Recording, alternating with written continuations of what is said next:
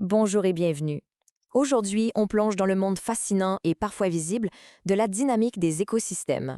Mais pour commencer, juste tendez l'oreille une seconde. C'est quoi ce son-là?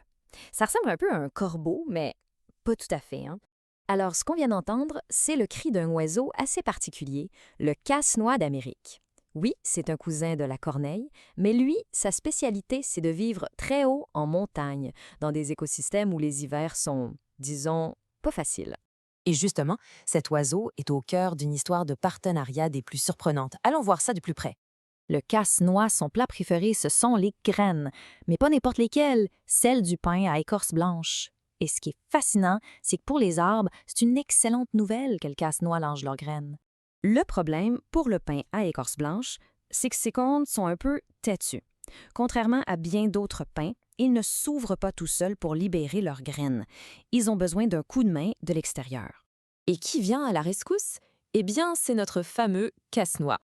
En allant chercher sa nourriture, il devient carrément indispensable pour que l'arbre puisse se reproduire. C'est une relation gagnant-gagnant, les deux en profitent. Imaginez un peu. Pour passer à travers les longs et froids hivers des montagnes, le casse-noix doit faire des réserves. Et on ne parle pas de quelques graines ici et là. Non, non. Un seul oiseau peut cacher jusqu'à 100 000 graines en une seule saison. C'est un travail de moine.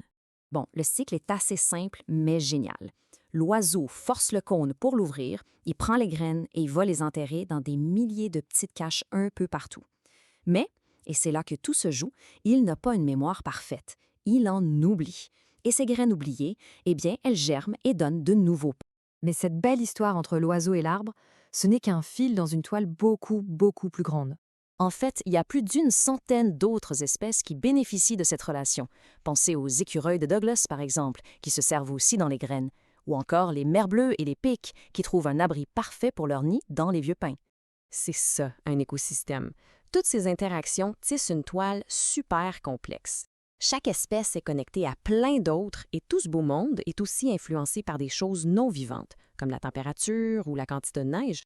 Et cette image de la toile, elle est parfaite, parce que qu'est-ce qui arrive si on tire sur un seul fil? C'est là qu'on commence à parler de perturbation des écosystèmes. OK, le terme un peu plus formel, c'est perturbation d'un écosystème. En gros, c'est juste un changement.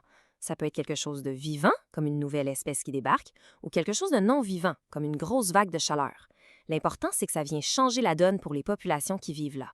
Et bien sûr, ces changements peuvent aller dans deux sens. Prenons un exemple. Un printemps vraiment plus froid que la normale. Moins de nourriture, donc c'est plus difficile de survivre, de se reproduire, et les populations diminuent. Mais, à l'inverse, si le printemps est doux et pluvieux, la nourriture peut abonder, et là, les populations peuvent grandir. Allez, un petit test rapide. On a l'hermine, qui est un prédateur, et on a le lemming brun, sa proie. Si pour une raison X, la population d'hermine diminue, qu'est-ce qui arrive aux lemmings, d'après vous? Eh bien, c'est assez direct. La population de lemmings, elle, va augmenter. C'est logique, non? S'il y a moins de prédateurs qui les chassent, plus de lemmings vont survivre. C'est la base de la dynamique prédateur-proie.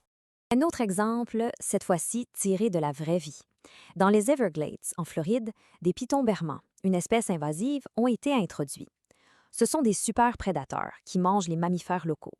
Alors, quel a été le résultat le plus probable de leur arrivée? Le résultat a été une chute drastique des populations de mammifères.